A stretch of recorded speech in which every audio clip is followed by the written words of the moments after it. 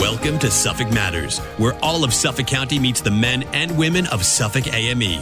News, opinions, and insights you won't hear anywhere else. Here's your host, the president of New York's largest independent union, Suffolk AME's Dan Levler. Welcome to another edition of Suffolk Matters on Walk 97.5 and 94.3 The Shark, where Suffolk County meets the men and women of Suffolk AME. News and views you can't hear anywhere else. So my guest this morning is Rich Steier. He's editor of the Chief Leader. Good morning, Rich. Hi, how are you? I'm doing okay. I mean, all things considered, these are unprecedented times. Yes, you'd have to say. Yeah, and, it's affecting, something I've been talking about, lately. This has been affecting individuals, obviously, but it's had a global pandemic. It's had an effect on public consciousness as well. So it's really, we're in a different world. Yes, we are. I think we should probably start out this morning. I'm aware of your paper. I'm aware of what you do. But for our listeners, what is the Chief Leader? The Chief Leader is a civil service newspaper that was founded back in 1897, and it basically focuses on government employees, those seeking jobs with government, and their unions. And it will go heavily on things like collective bargaining, changes in the workplace that are going to affect employees, pension matters, what you would think of as gut bucket, bread and butter issues for union members. Yeah, and my observation has been and I hope I'm not saying anything the wrong way here, but you've been the first one to praise something good, and Chief Leader has definitely been very harsh to some bad things that have happened, whether it be labor or management. Yeah, that's true. I mean, we are trying to be as fair as possible. It's written from the employee perspective, and we are going to be on the side of unions when they are doing the right thing for their members. And if there's more of a question mark, we're going to be inclined to be critical. Yeah. So, and at a time like this, the public workforce, all of the services that government provides is provided by people, and those people, public employees, civil service, generally most cases, and this is really a critical time for everyone to have their public workforce in place, doing the job that they would normally do at this time of year, and on top of that, being responsive to this COVID crisis. Are you finding, given your history, the amount of time that you've been around, what you see, just being plugged into this specific area, are you seeing any key differences to, times in the past that, dealing with COVID has really, created unique circumstances?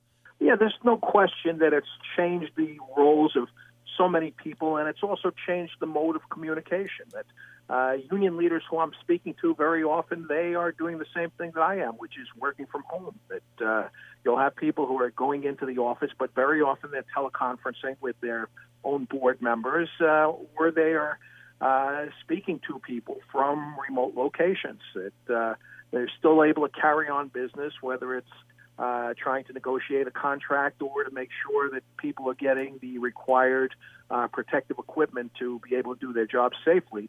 But it's a different type of thing. The usual meetings across conference tables are infrequent, put it that way. Oh, yeah. So, and for my group, I have our elected officers coming in every day. We're dealing with stuff. We have enough space where we can stay away from each other.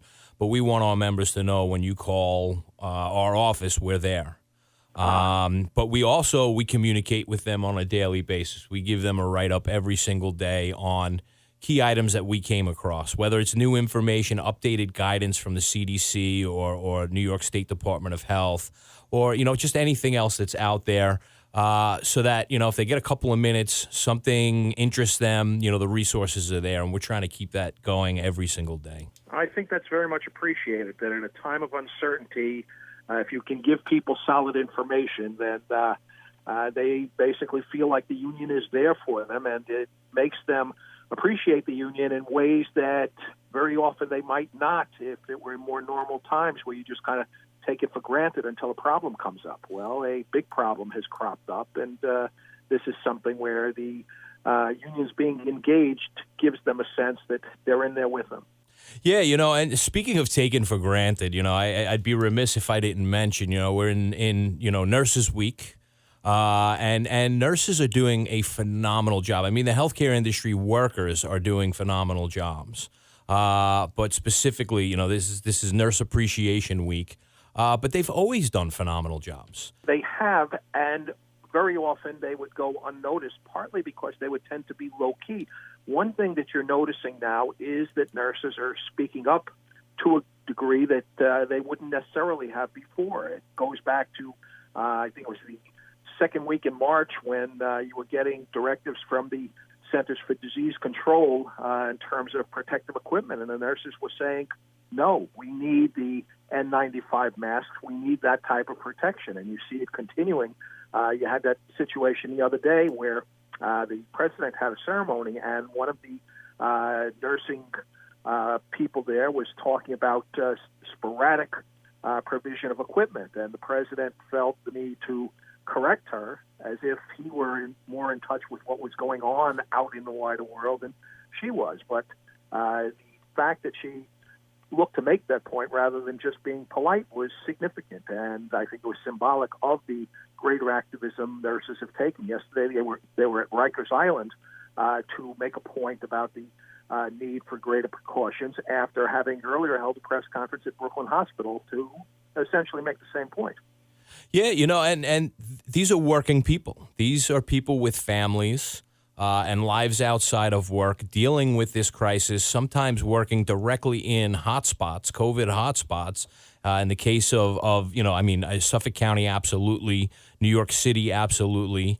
But when you look at, the human element, they're in the room, literally directly interfacing with people who are going through, this health crisis on a very personal level. They've got to carry that emotional strain too. The sights, the smells, yeah. Yes, that there is both basically being more accustomed to having your patients survive because of your work, and now being in situations where sometimes no matter how much you do on their behalf, it's not going to be good enough, and it's not just going to be one or two people that you'll have the situations like the one at Elmhurst Hospital where 13 people died during a 24-hour period. And so that's wearing on you at the same time that you've got this anxiety about being infected yourself, and not only you coming down with the disease, but potentially spreading it to family members when you go home. And so that it is really a dual burden that they're dealing with and acquitting themselves remarkably well under the circumstances. Yeah, absolutely. So there are so many things that we can point to very easily that show the differences in today from, say, 3 months ago, 4 months ago. But in terms of crises, are you seeing any key similarities, any patterns that, we've seen in the past? And as just one thing that comes to mind is, I've always felt that government, when a crisis comes around, one of the first things they say is we're going to have to roll back services, which is, I believe, the absolute wrong thing to tell people. To keep people feeling safe and comfortable, they need to know that their government's there. But from your perspective, are you seeing any similarities to, days gone by? From a governmental standpoint, it's something that basically you have a situation because New York in particular has been so hard hit by the virus in terms of not only the additional spending that they're doing as far as medical treatment goes, but also in terms of the loss of economic activity, that it's something where right now the governor estimates that there's a $13.3 billion state budget deficit that was not there when the budget was approved at the beginning of the month. And the mayor's talking about the loss of $7.4 billion in revenue. And so that it's something where there's a certain amount of political gamesmanship going on right now when the mayor is talking about layoffs, that that's something that the feeling even among some union officials is that that's more of a question of trying to put pressure on the federal government to make sure that a stimulus package that includes aid to states and localities comes through. But the question ultimately becomes, What happens if you're not able to get that kind of relief? What happens if you get something, but it's not nearly enough to close gaps of that magnitude? And also, what happens if economic activity continues to slump through the summer rather than starting to come back? Right. Once things open up a little bit, assuming they open up. I always look at both sides. When you talk about the political gamesmanship, there is always a goal. There's something that they're trying to do, and generally it's something good. But real people have to go through the stress and worry of, what if my government fails at this time, So it's just something that always, makes me pause, having a little bit of an insider's perspective and saying, oh, I see what they're doing there. But then also knowing that, hey, maybe my mom isn't going to see this as a political move and really worry that services won't be there. Yeah, no, there's no question about that it's something that we have a running thing online where we are able to look at stories that are getting page views. And one that had been getting them for more than a month was one in which I had written about the possibility of layoffs that came up largely in the context of the mayor was asked, this was at some point, I think in early April, whether layoffs were going to be necessary. And he didn't say yes, but he wouldn't rule it out. And so you could argue that the story was based on a relatively slim read, that, simply that it was floating out there for the first time. But people were continuing to take a look at that story, that it was getting a decent amount of hits on a daily basis, right up until the point that he talked the other day about the possibility that they really were going to have to make layoffs. And it's perked up a little bit now that you're getting more views, but it was something that hadn't disappeared off the map the way that stories often will. And it might have been surprising given the fact that there wasn't any follow-up at that point, except for the fact that that's one of those things, people hear it and their antennae go up. Yeah, well, and I guess that's partly the effect of, the public has this contract with public workers, right? This idea that, listen, you're going to come in, you're going to dedicate yourself to the greater community, but in exchange for that, you're going to have a secure job. You'll have some security at the end of your career. And, for public workers to then be facing the reality of, I chose to put myself in harm's way, to do the altruistic thing and work on behalf of other people rather than go for the financial gain option of working at, large company X or whatever. And then to be staring down the one thing that you thought you were protected from. I think that's where that uncertainty is, an additional stress at a time like this. No question. And there are two things that are involved in it. One, there are people who remember the 1975 city fiscal crisis in which you had basically tens of thousands of people who were actually laid off, and that included police and firefighters. Many of them were quickly hired back under the federal CETA program, but still the shock of losing your job in that type of circumstance, some of them never lost that. And the other thing is the realization that even if it doesn't come down to layoffs, even if it's done through attrition, that the loss of employees means that the people who remain are going to have to do that much more work. That somebody retires, normally you'd have somebody step in to fill that position. That's not going to happen. Instead, the people who are still there are going to be taking on those duties. And so it adds to workload and it adds to the stress, particularly if they're doing things that they previously weren't required to do as opposed to simply working harder at their normal tasks. Right, yeah, and then it becomes a question of efficiency, how much extra can you do before you start making mistakes? Yeah. So, and with that in mind, what's your observation on how public sector unions in New York are responding to this COVID crisis?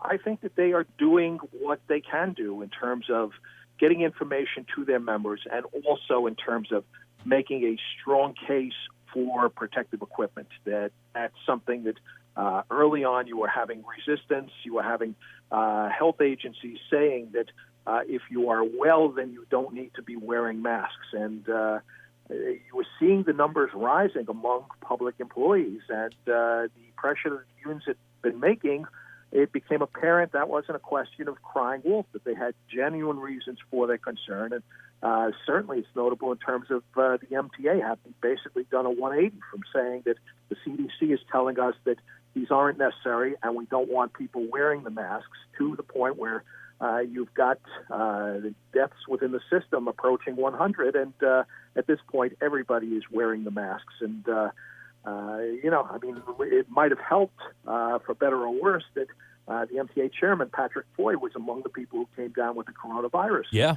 Thankfully, he got over it, but that would have given you a new appreciation of the perils and of the need to take protective steps. Yeah, and trust is such a huge component when you're dealing with government to the public. You have to trust the people that are talking to you, whether they're the individual agencies, the representatives that are, boots on the ground directly in front of you when you're, either at the counter or they come to you. There has to be trust there, but you have to have trust in leadership as well. When they tell you, listen, you need a mask, you don't need a mask, you need to stay 6 feet away from people, you need to stay home if you're, if you're feeling these symptoms, because in general, if you don't believe any of the information that's coming to you, you're just going to make your own choice, and there's going to be mistakes. Without a doubt. I guess in a similar vein, how do you feel that public sector unions are responding to the needs of the public during this crisis?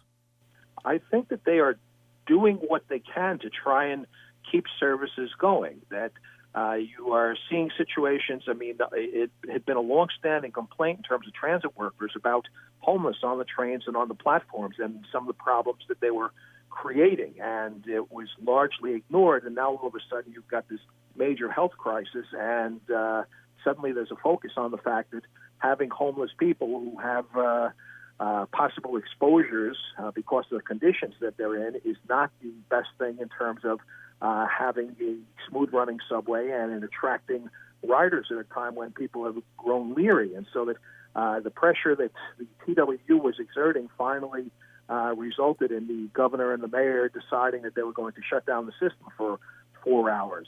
There have also been some tensions that have come up. You've had it as far as social distancing goes, and you've had it in terms of police complaining. You had one situation in Williamsburg where you had this Hasidic funeral where the crowd wound up being much larger than was initially expected, and the police are suddenly trying to disperse things, and there are people who are getting out of control. And that got a certain amount of media attention, but it disappeared pretty quickly. Then you had something in East Village last week in which you had a crowd of people who had gathered, and it was too large, and the police went over to break it up, and they wound up arresting 2 people. And then there was a subsequent situation in which somebody who had come over got into a confrontation with a cop, and you see the video of the cop punching that person and taking them to the ground and being arrested, and it looks very rough. What you don't see is the view that the cop would have had of this person's face, and whether this person looked threatening and was coming at the cop because he was about to throw a punch. That the police department is charged that the guy had taken a fighting stance. You can't tell that from the video, and so that it's something where when the mayor was saying that that's unacceptable, the mayor was prejudging something based on the angle at which the video was shot. And so that you had a reaction from Pat Lynch, the PTA president, who was saying that you can't have this situation where people who he identified as cowards were throwing cops under the bus. And there you could say, well, he's just playing his institutional role. But it's something where he wasn't saying we're not going to do social distancing handling, where we step in and we tell people you've got to disperse, you can't be this close together. What he was saying is you can't be reacting this way the first time that you see something that you don't like. And part of it was wait for the facts to emerge on this. That the video is giving you an incomplete picture of what actually occurred. But there is that sort of backlash that they have to worry about, that public officials very often react to what the noise is out in the larger world. Yeah, and I find videos to be somewhat deceptive in that same way. You get the story from the perspective of the person that's filming it, and you don't know all of what's going on. You don't know what happened before the video, and so they're problematic. Maybe better than eyewitness reports used to be. but there's still more of the story that needs to be told. I definitely agree on that front. We talked a little bit earlier about, just the financial impact of what this crisis means. From at least from my way of thinking, even as we work our way through solving the health crisis, the financial crisis is going to have a significant impact on individuals, but additionally on governments. And we talked a little bit about numbers earlier. I mean, are you hearing any talk about, solving these fiscal concerns outside of the political gamesmanship? Have you heard anything real as opposed to, the duck and weave of politics? If you're talking about additional taxes, I mean, that's something that has been floated by progressive officials, but it's not something that has gotten any currency at this point in terms of the heart of state government, meaning Governor Cuomo. That I think that his position is that this would be the wrong time to be taking that step. But, I mean, taxes for any public official, they're usually looking at them as a last resort, so that it's not going to be until other things have fallen through, I think, or when it looks like other things have fallen through, that they would push that particular button. Yeah, that's it really is a tough stance to take, maybe government going into the red a little bit more to push the economy back online is the better move down the line. But all of this remains to be seen. We don't know how people are thinking, and I do think, as you alluded to earlier, public officials really react to what they think the public is reacting to. So if something's the right idea but unpopular, they tend to shy away from it, try and find another way to frame it and get it done. In general, it's been a very interesting time, and just further to that, that fiscal concern, you have Senator McConnell saying, stop bailing out the blue states, making this not an American or a human issue, but a Republican or Democrat issue. Mitch plays these political games, and it's one reason why he's always been most effective when he's been out of the spotlight, when you don't have a chance to focus on just what he's saying and how shot full of holes it tends to be. I mean, one of the points that Governor Cuomo made in response was, you're talking about it like we're looking for handouts, that I didn't ask for a dime from the federal government until I suddenly had this $13.3 billion budget deficit caused by the coronavirus, which was not something of our doing. It was not a case of wasteful spending on our part. And then he turned around and pointed out that New York has historically given much more money to the federal government in terms of taxes and other revenue than it gets back in aid, while Kentucky, on the other hand, is one of the taker states, one that traditionally is getting more in federal aid than it is contributing in taxes. So you've got an element of hypocrisy there. You've also got a question of McConnell, I think, at a point where he himself is in jeopardy of losing his Senate seat, if you look at the recent polls, is looking to turn this into a red state versus blue state thing and figuring that he will get more conservative voters rallying around him. I mean, one of the interesting things is when he was talking about propping up pensions, New York's pension system does not need nearly the propping up that Kentucky's does. That New York was complimented in a recent Market Watch piece for being very responsible in terms of the ratio of assets to liabilities in its pension system. Was basically placed at the top of the heap along with San Antonio, Texas. And in terms of Kentucky, in comparison, it's at the bottom. It's 16% funded. And I mean, one of the issues there is that McConnell is not going to be looking to bail out the Kentucky Public Employees Pension Fund. And I think a big part of the reason is that he figures at this point that those public employees are much more likely to be voting for his opponent than they will be to vote for him. And so it's an odd sort of thing to look at, but there had been a piece in Forbes, of all places, the capitalist tool, talking about the fact that McConnell had been one of the senators who was sponsoring relief for coal miners' pensions when coal companies were declaring bankruptcy.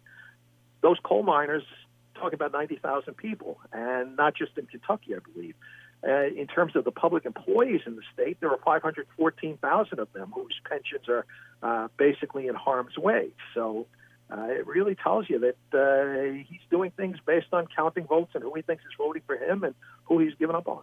So he's putting politics and election campaigning over the greater good of human beings. Yeah, but that's always been McConnell's way. I mean, he was the guy who early in President Obama's first term told his conference that our mission is going to be to make sure that he's a one-term president. So not let's see, let's give him a chance, let's hope that he can succeed, but we will come down hard if we see him screwing up or doing things that we don't think are in the best interest. It's just let us cut him off at the knees right away. Yeah, and that's, I think that's the kind of partisan politics that Americans are so disgusted with. I would agree. Let's talk a little bit about the CARES Act and what I've been calling the Who Cares Act. So we get into a situation where we're bailing out large corporations that have, I don't think they're facing the same insolvency issues as maybe individual households might be facing in a crisis like that. And we bail them out, and then you turn around and you say, we've got to help the individuals, we've got to help the states help the individuals, and now we're, that now becomes the Who Cares Act. I think the dirty secret behind this whole thing is, again, touching back on what we just talked about, pander to those people who can help get elected officials back into office. Yeah, no, I think that the dirty secret of the Republican Party is that it has always presented itself as the champion of the white working class, when in fact, when it comes down to its economic policies, they gear to their wealthy donors. And if it winds up hurting some of the people who are voting for them, they figure they can just fool them by doing red state, blue state, or by running racial games past people. Yeah, it's tough to watch. It's tough to watch. And, it's tough to hear people talking about it, especially when they're not getting all the facts and the details, and they just, when someone's pro one side or the other, they tend to have, polarizing views and saying, no, I'm blue, I'm Democrat, everything they do is great, or I'm red, I'm Republican, everything they do is great. And the fact of the matter is people are people. Elected officials are elected officials, and I think there's a distinction between an elected official, a representative of the people, and a politician, and politicians are the worst of the bunch. One of the most interesting criticisms that you heard of McConnell's statement came not from union leaders or Democratic elected officials. It came from Peter King, the Republican congressman from Long Island, who basically said that what you're talking about is suggesting that it's wasteful to make sure that cops and nurses and other public employees are getting secure pensions. And he concluded by calling him a modern-day version of Marie Antoinette, the woman best known for the phrase, let them eat cake, when she was told that the peasants had no bread. Right. That it's something that King has some freedom that a lot of other Republicans don't, simply because he's not running for re-election. And so in a situation in which he knew that what McConnell was saying was wrong, he felt free to speak his mind. There are a lot of other Republicans who are worried that if they spoke up about things that they know shouldn't be happening, that they would be facing a primary or they would be ostracized by their colleagues and by the president. Yeah, and possibly limited in what legislation they could put forward because they wouldn't have the support of their party. And that becomes tough. This whole system has these speed bumps built into them that make it difficult to get things done the way people are hoping. Yeah. Speaking of getting things done the way people are hoping, the New York State governor is talking about reimagining New York, reimagining how New York works. And, I know in the education sector, there has definitely been some real pushback on that. But, what are you hearing on this reimagining of New York, and what do you think that means for public sector workers? I think that in some cases they're going to be looking hard at having people work remotely rather than coming into an office, and that there could be a savings in terms of not needing a larger office complex to house people. It's something that when you get to something like education, there is a real question as to whether that can be an adequate substitute for being in a classroom, that you don't know whether kids are absorbing a lesson or whether while they're being instructed, they're playing around on their phones or doing something else that kids will often do when they're a little bit distracted. And there's no way to adequately measure that, particularly since the city system decided that they're not going to go with grades for anybody below the high school level. So there are some areas in which people can work remotely, can do their job, and you've had some unions that have been pushing for that, feeling that their workers may be essential, but it's not essential that they actually come to the office with some of the health risks that carries, both in being exposed to other people at the job and in terms of riding the subways. So there are going to be some changes, just how much can be done realistically and not expect quality to suffer is going to be the big thing that's going to have to be sorted out. Yeah, and all of that leads to, I guess, how do we feel that may impact public services? And, in the case of the teachers, I know parents were one of the groups. I mean, teachers obviously very upset over the concept of you're not even going to have us at the table when we discuss how we're going to change what it is I do for a living. But parents, the idea of, especially these two-income households, how do you deal with childcare and education at the same time? But, Rich, I really want to thank you for joining us this morning. Sure thing, Dan. Stay safe out there. And to our listeners, we'll see you next week.